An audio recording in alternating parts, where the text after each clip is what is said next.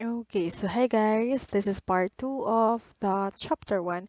We'll talk about semiconductor materials. Okay, so just for the sake of those who were not around during our conference, let's talk just a little bit about semiconductors. Okay, so andito ulit si Kuya. Eto. Okay, tingnan lang muna natin yung video, alright? Ayan, so may circuit to si Kuya dito. May battery, may bulb, tsaka meron siyang clips, okay?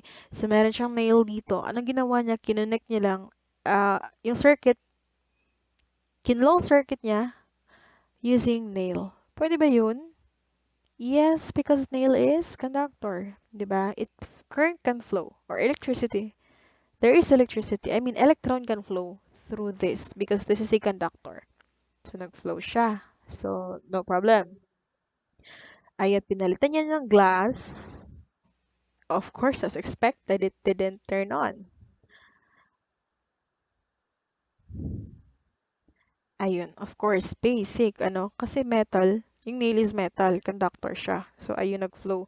So, yung bote is non-conductor, yung glass is non-conductor, it is insulator, so walang flow, alright? Pero, what if, ginamitan niya ito ng silicon wafer, ito. Yung silicon wafer, ito yung mga ginagamit usually sa mga IC. Ayun. So, ginamitan niya ng silicon wafer, sorry, ginamitan niya ng silicon wafer, walang lights. Ibig sabihin, ano to, conductor or insulator? This time, this is insulator kasi walang flow. But watch this. Ininit ni Kuya. Ayan. So, hinitap niya yung silicon. Take a note what happened.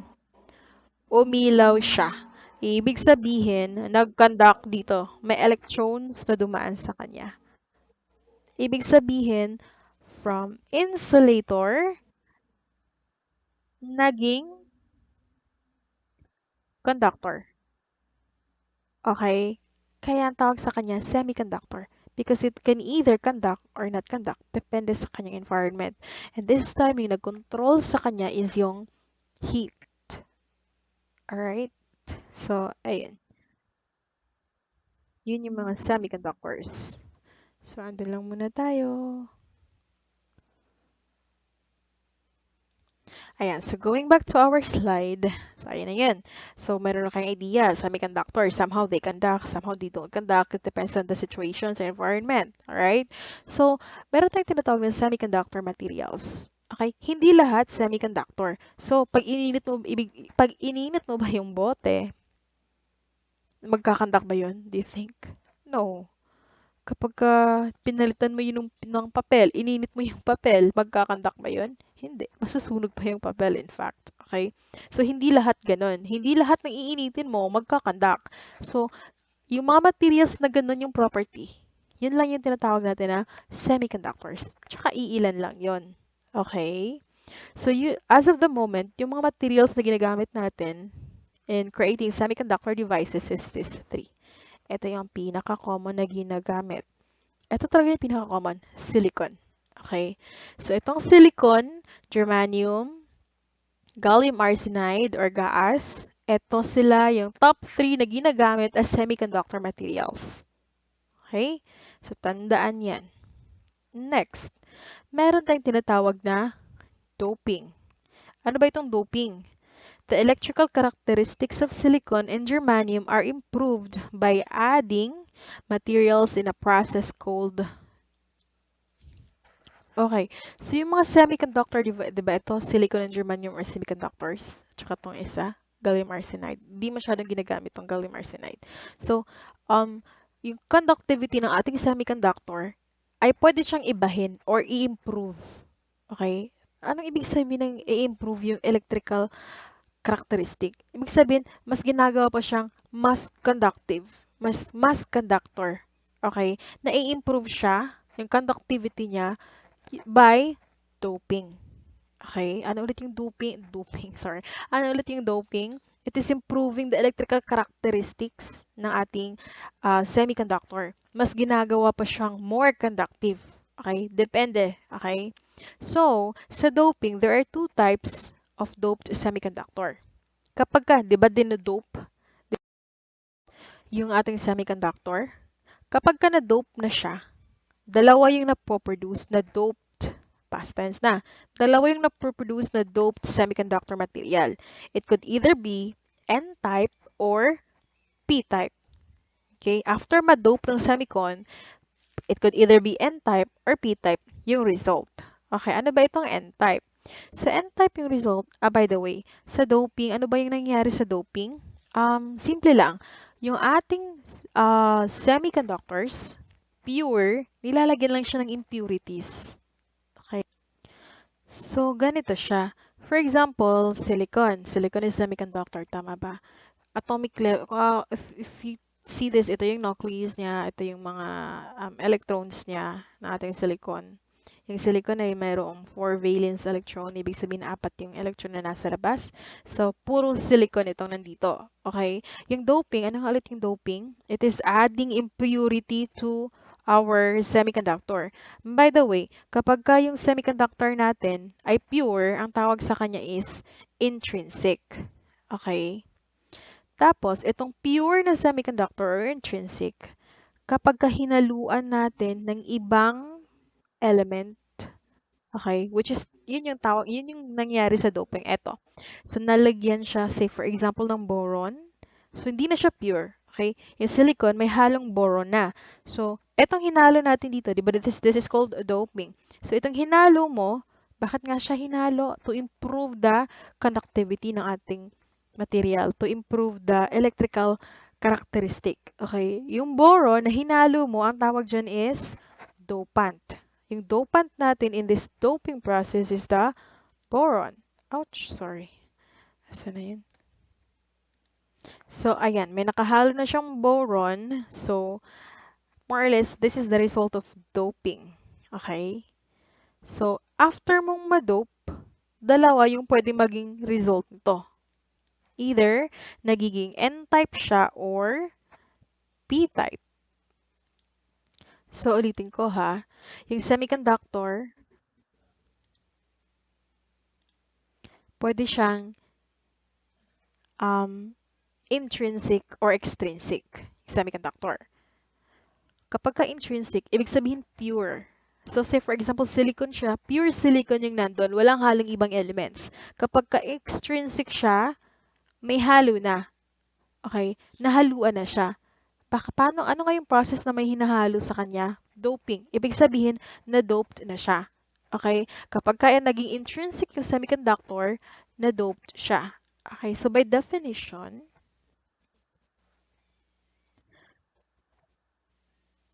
okay. Ayan. So, ang intrinsic semiconductor, ito, example nila is, say, for example, silicon and germanium. These are pure, right? Pure elements. And take note, ito, I hope you could still remember this sa chemistry nyo, ha? This is, say, for example, yung silicon natin, meron siyang 14 na neutron, 14 na proton, and then meron siyang 2, 4, 6, 8, 10, 12, 14.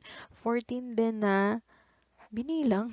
Usually, proton is equal to ano naman, kapag ka-pure. So, etong sa labas, this is called, itong orbiting sa labas is electron. Yung nasa pinakalabas na shell, that is called your valence, tama ba? So, silicon, meron siyang 4 valence electron, germanium, 4 din. Eh, di ba, kapag ka 4 yung valence electron, semicon yun, according sa chemistry nyo. Kapag ka below 4, that is, pagka below 4, that is conductor. Kapag ka higher than 4, andun yung mga insulator. Tama ba? Tapos, itong mga electrons ay umiikot sa, nag-orbit sa ating, of course, the shell. Yung ating semiconductor, kapag ka na-dope na siya, dalawa yung napoproduce na doped, past tense na, dalawa yung napoproduce na doped semiconductor material. It could either be N-type or P-type. Okay? After ma-dope ng semicon, it could either be N-type or P-type yung result. Okay, ano ba itong N-type? So N-type yung result. By the way, sa doping, ano ba yung nangyayari sa doping? Simple lang. Yung ating semiconductors, pure, nilalagyan lang siya ng impurities. Okay. So, ganito siya. For example, silicon. Silicon is semiconductor, tama ba? Atomic level, if you see this, ito yung nucleus niya, ito yung mga electrons niya na ating silicon. Yung silicon ay mayroong 4 valence electron, ibig sabihin apat yung electron na nasa labas. So, puro silicon itong nandito. Okay? Yung doping, anong ulit yung doping? It is adding impurity to our semiconductor. By the way, kapag ka yung semiconductor natin ay pure, ang tawag sa kanya is intrinsic. Okay? Tapos, itong pure na semiconductor or intrinsic, kapag hinaluan natin ng ibang element, okay, which is, yun yung tawag, yun yung nangyari sa doping. Eto. So, nalagyan siya, say, for example, ng boron. So, hindi na siya pure. Okay? Yung silicon, may halong boron na. So, etong hinalo natin dito, di ba? This is called doping. So, itong hinalo mo, bakit nga siya hinalo? To improve the conductivity ng ating material, to improve the electrical characteristic. Okay? Yung boron na hinalo mo, ang tawag dyan is dopant. Yung dopant natin in this doping process is the boron. Yan, may nakahalo na siyang boron. So, more or less, this is the result of doping. Okay? So, after mong ma-dope, dalawa yung pwedeng maging result nito. Either, nagiging N-type siya or P-type. So before I proceed, i-review lang muna natin itong atomic structures ng ating mga elements. Okay, so alam natin again, ito ay nucleus. Sa loob ng nucleus, meron tayong neutron, tsaka proton. So sa labas, umiikot yung ating electrons. Okay, ito ay according to Bohr's atomic model. Tama po ba? So sa labas, ito yung valence. So usually, yung pinaka-outer shell natin or yung valence, capable siya of having 8 valence electrons. Tama po ba? Kapag ka 8 yan, most stable yan. Kapag ka sinabing stable, hindi basta-basta na-knock off itong ating electrons. Okay? So, kasi take note yung electricity natin is because of these electrons. Kapag ka na-knock off yung electron dyan, ibig sabihin natanggal yan dyan, nag-flow yung electron, ayun na, electricity na yun. Okay? So again, 8 is pinaka-stable. So yung mga insulators natin, stable yan, di ba? Walang flow of electron. So more or less, nasa mga 8. Okay? 5 to 8 yung kanilang valence. Kasi mas marami sila dyan, mas mahirap siyang tanggalin. Yung semiconductor, eto 4, ayun siya. Okay? 4 yung valence niya. Kaya if you notice kanina yung ating germanium, yung example sa semiconductor natin, germanium at saka silicon, meron silang 4 na valence. Kasi kapag 4, nasa kalagitnaan, ayun, pwede siyang break, pwede siyang hindi. Okay? So yung insulator natin, full valence shell. So, meron siyang 1, 2, 3, 4, 5, 6 na. Ito, insulator to kasi 6 yung valence. Ito pala yung conductor. Kasi meron kang, ayun, mga 1 to 3 valence electron. Mas konti yung electron sa palibot ng shell, mas madaling i-knock off, kaya conductor. Mas madami sila, mas malakas kumbaga yung pwersa nila, hindi basta-basta na knock off, kaya insulator. Okay? Okay, so going back sa ating types of semiconductor. Okay, meron tayong intrinsic at saka extrinsic, okay?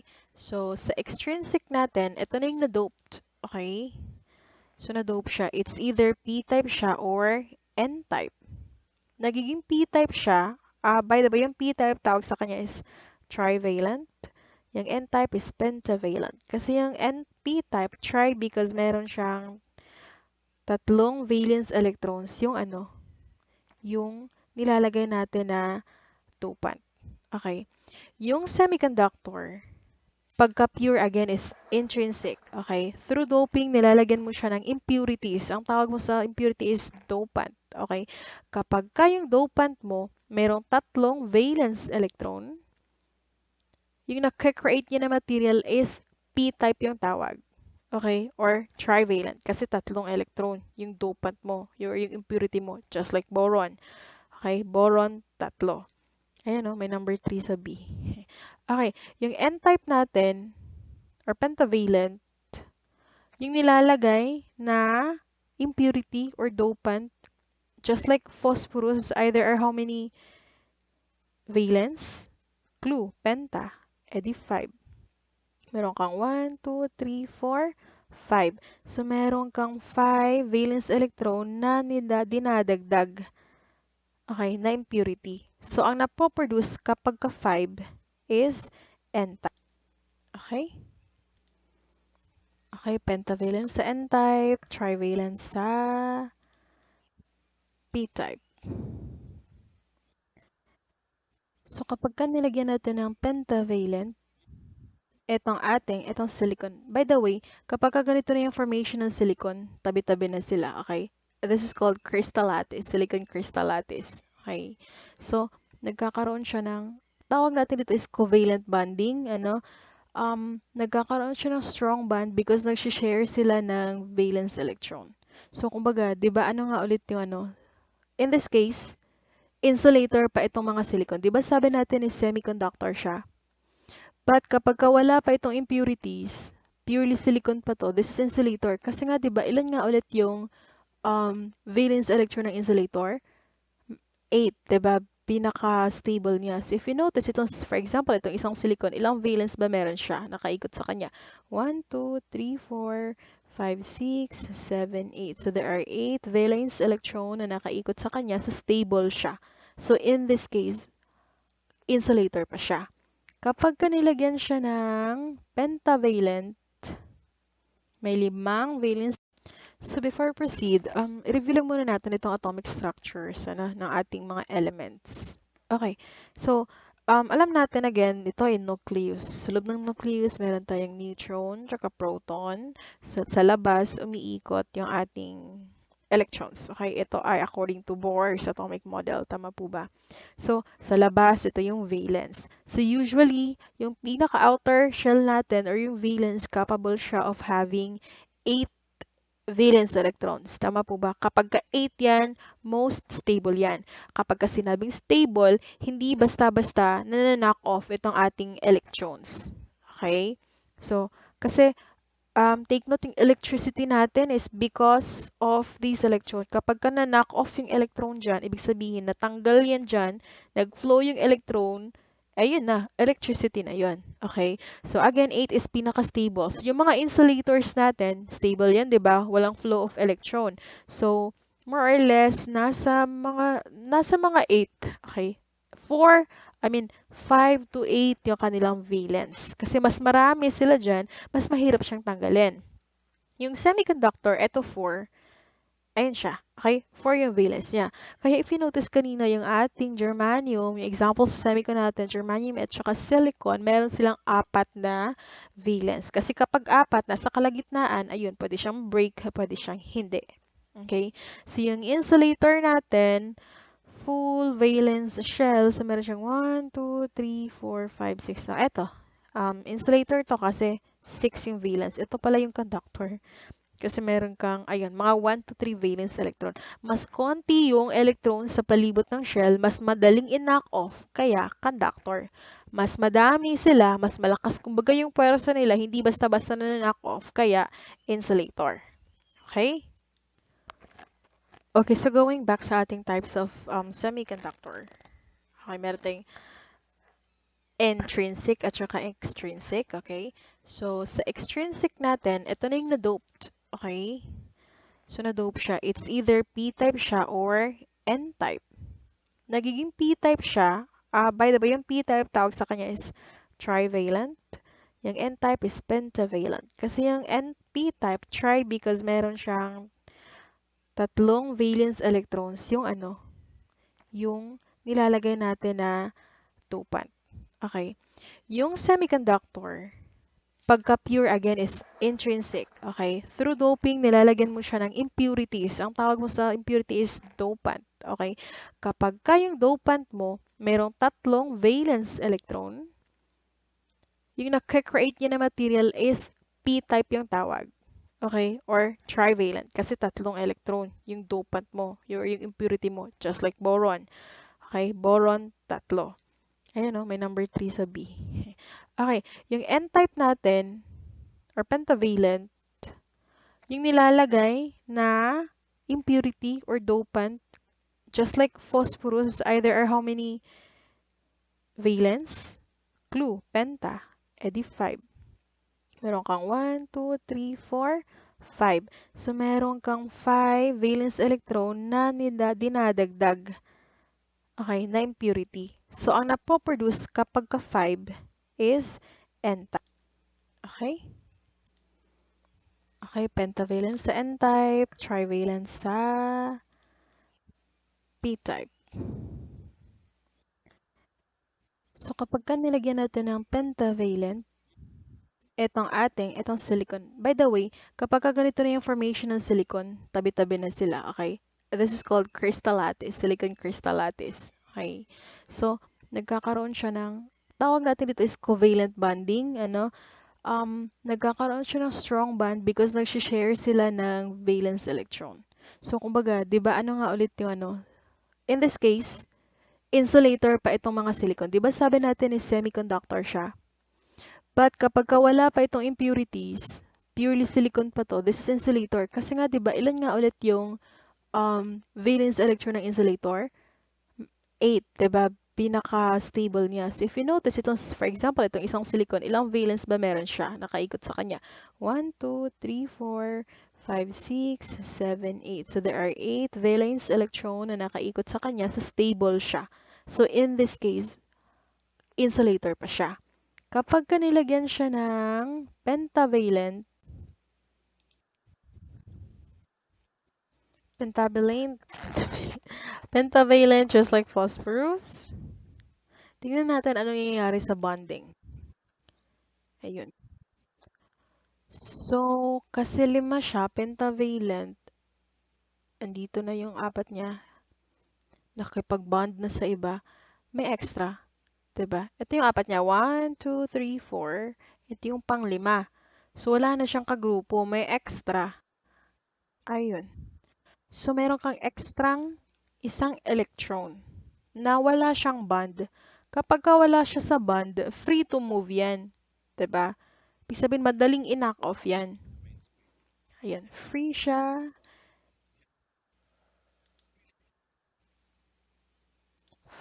at saka ready na siya for conduction.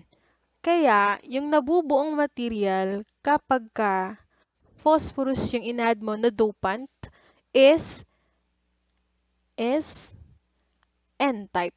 Because yung nagka-create mo na extra is electron or negative charge. Ay. So, ayan. May electron na gala. Okay. So, kasi gala siya, ayan, paikot-ikot lang yan siya dyan.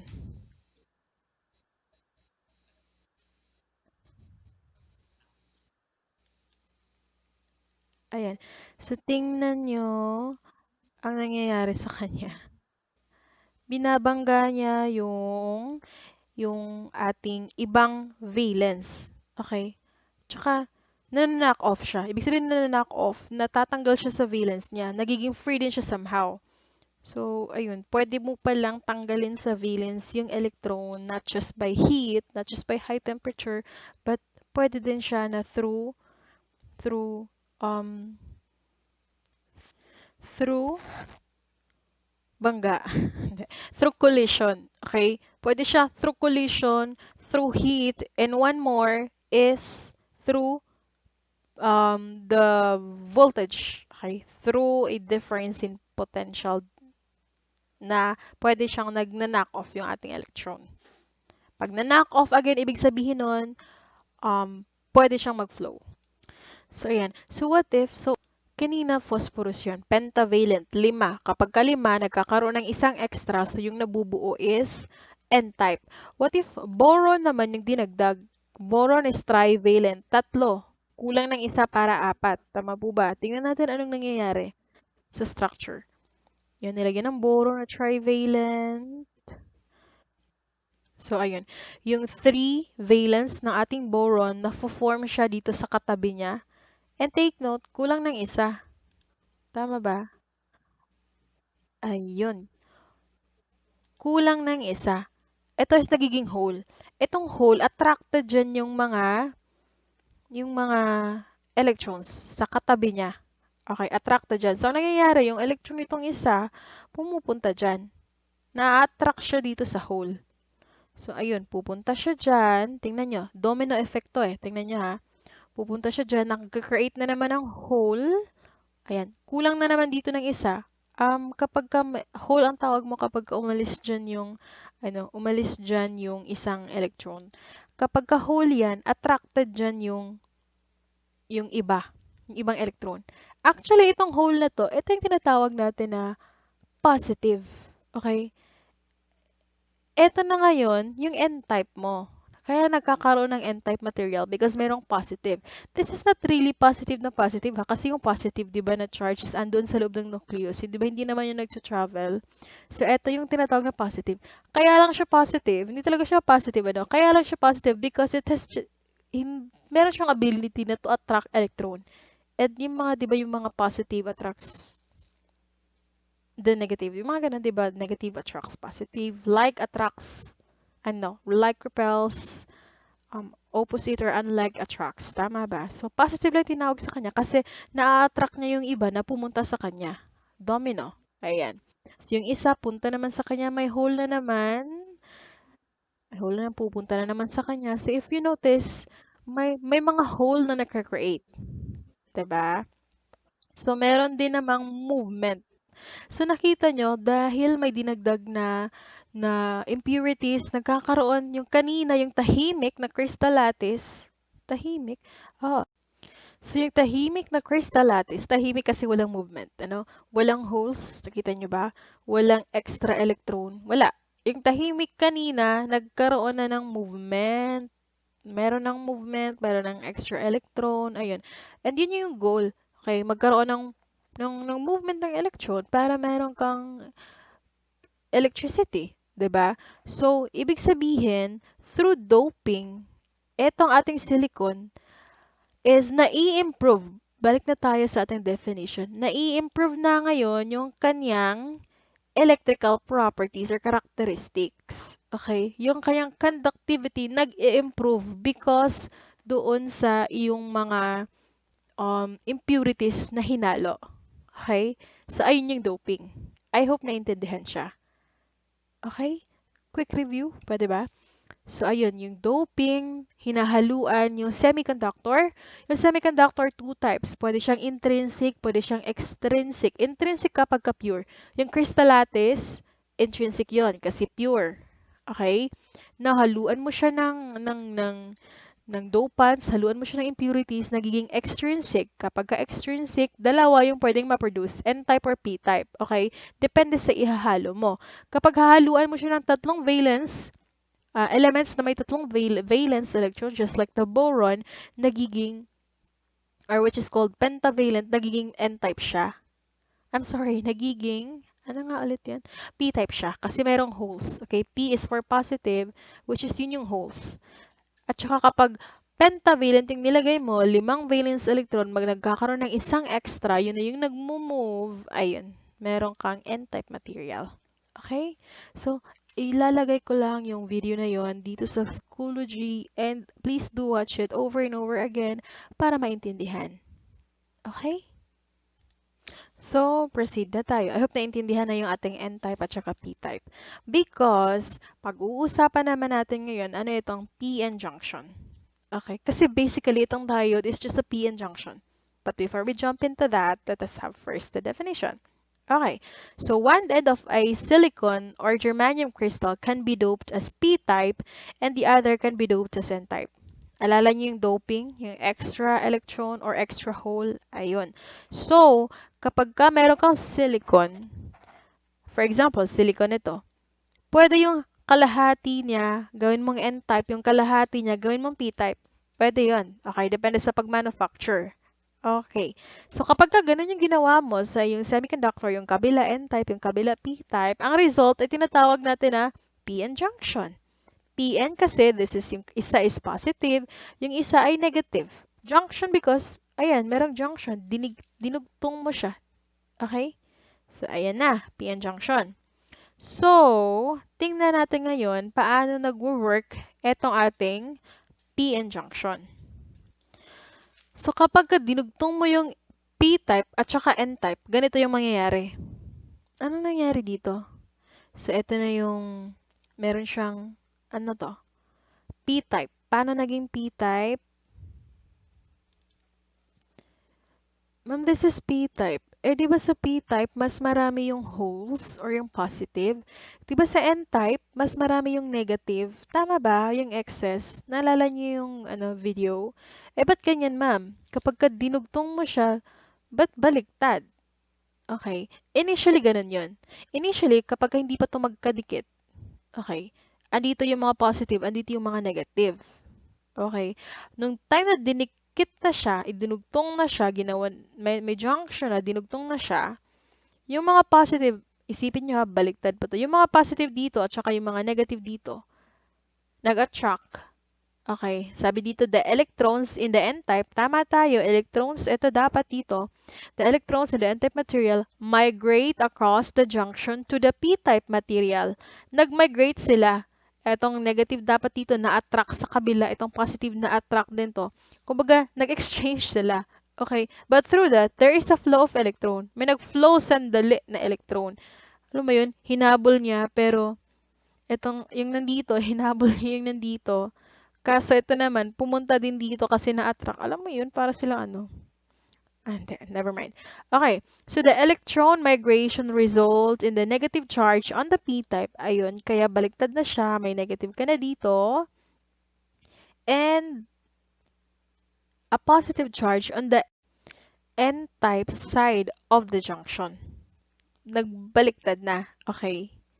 Nangyari lang yun sandali. Pagkatapos nun, wala na. Ganyan na siya. Okay? So the result is a formation of depletion region. Because of that, pangyayari, nagkakaroon na ngayon ng depletion region. Saan na? Eto na. Eto na yung depletion region. So therefore, ang tawag mo pala dito ay depletion region. Okay, so I suggest you watch videos regarding this one. Okay? Yung mga p-n junction mo. You watch videos and you read our book. Andito lang siya. I cannot feed it all to you, but kaya niyo naman siyang basahin. You know what, if I were you, sanahin ko na yung sarili ko na magbasa ng libro. Because pagdating sa review, you would really, be shocked na papabasahin kayo ng ilang mga libro. Okay, papaubos sa inyo. So, mas mabuti na ngayon pa lang, at least, ngayon pa lang, at least itong mga libro na to, mga basic na librong to, at least, nadaanan niyo lahat. Okay, para pagdating sa review, medyo confident na kayo. Okay? So, kasi kung, I could give advice to myself before nung nasa review ako while I'm still a student. Yun yung sasabihin ko sa self ko. Na yung mga books, especially to mga major, if I have the time to read them, master them, while I'm still here, undergrad, then I would. Para mas madali na lang yung buhay doon. Kasi, pagdating sa review, masyashock na lang kayo. Ang dami nyo pa palang hindi naaral. Ay, ang dami pa palang hindi naturo ni ma'am. Kasi yung board exam, napakalawak ng coverage. Hindi kayang ituro lahat. So, kung ano yung kayang ibigay ng teacher ngayon, binibigay sa inyong material, it would be better kung aralan nyo na siya by heart. Bakit kasi nasabing by heart? Kasi pag by heart siya, di mo siya nakakalimutan. Okay? You learn to appreciate ano ba yung natututunan mo. Kasi pag na-appreciate mo, lalo na pag nasabi mo, pag nasabi mo yung word na yun, ayun, na-appreciate mo siya, hindi mo siya makakalimutan. Dumadaloy na siya sa inyong mga dugo. Okay? So, enough of that. Let's proceed. So, yung ating diode, meron siyang tinatawag na operating condition. Okay? So, pwede siyang mag-operate into these conditions. Pwede siyang no bias, forward bias, tsaka reversed bias.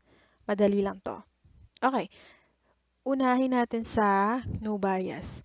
Kapag sinabi mo na yung diode ay no bias, ba't may bias?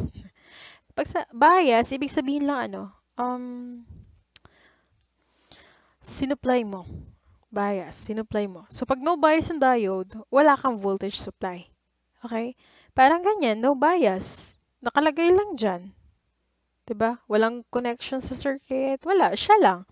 Pag bumili ka ng diode, yung isang pirasong diode yun, wala pang circuit na kasama, siya lang talaga. No bias yun. Kasi wala kang external voltage na in-apply sa kanya. Okay? Again, VD yung tawag natin sa voltage for the diode because T is for diode. So, no bias, ibig sabihin walang voltage. So, our VD is 0.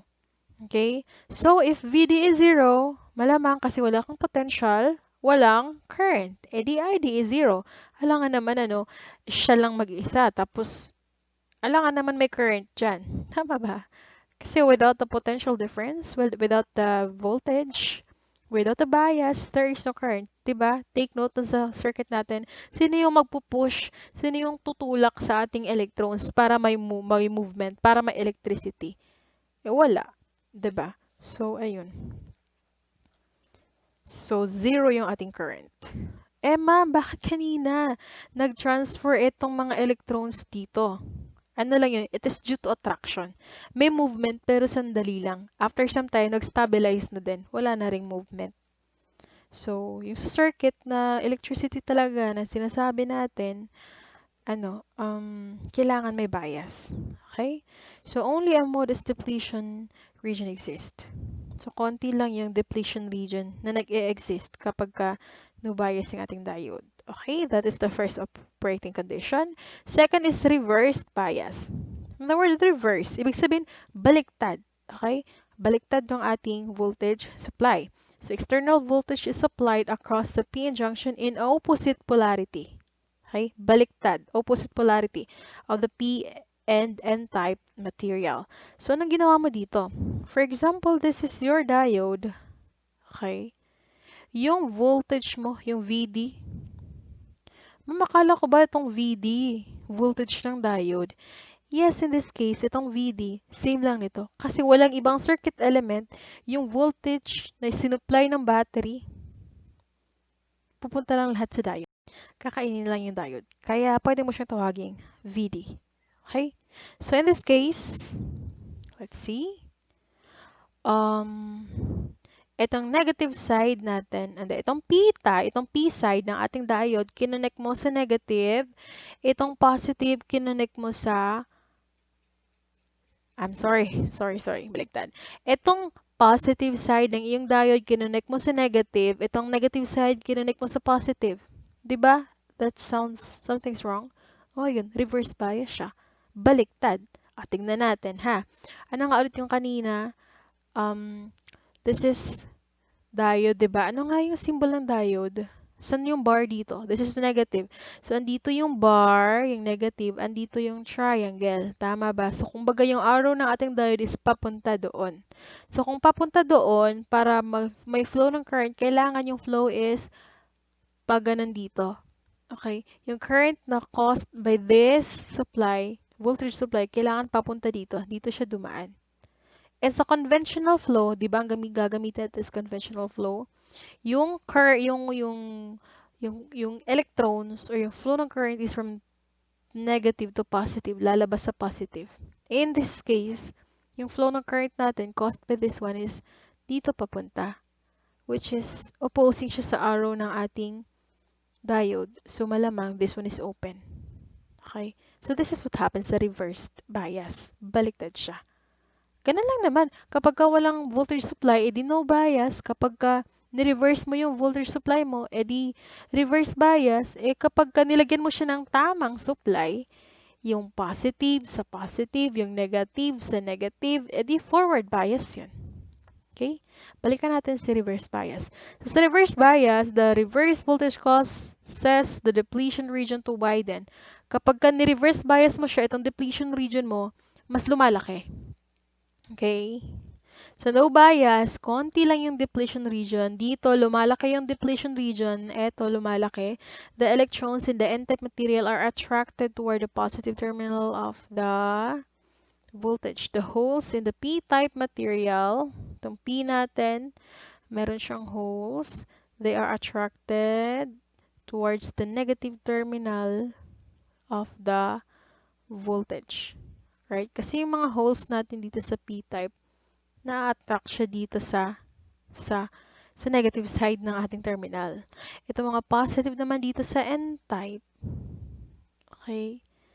The electrons naman dito sa N-type, sorry. The electrons naman dito sa N-type attracted din dito. Kaya lumalawak yung iyong depletion region. So for forward bias, external voltage is applied across the P-N junction, the same polarity as the P and N-type material. So same polarity siya. So ang nangyayari, so there is a flow, ito sa conventional, andito yung current natin, palabas ng positive, sandito. Pumasok siya sa positive. Ayun. E di may flow ng current. Okay? Good tayo dito. So forward voltage causes the depletion region to narrow. Kapag ka forward voltage ka, forward bias, tingnan nyo yung depletion region. Konti na lang. Okay? Mas makapal yung depletion region sa reverse bias. Dito manipis. Slight lang. Almost wala. Slight lang. So dito, onti lang. Pero mas onti dun sa no bias. Okay? So the electrons in holes are pushed toward the p-n junction. The electrons in holes have sufficient energy to cross the p-n junction. Again, because of this forward bias, itong mga electrons in holes is napupush. Ayan, because of this bias, nagkakaroon ng enough energy to push these electrons in holes. Itong barrier na ito, itong barrier caused by this region, na-overcome because of this. So, napupush niya, at because na-push niya, kaya meron ng movement of electron, kaya nagkakaroon ng flow of, electron, nagkakaroon ng current. Okay? Kaya kapag ka-forward bias, may current yung ating circuit. Okay? So, I really suggest you watch more videos on this sa YouTube. Okay? And you read the book as well.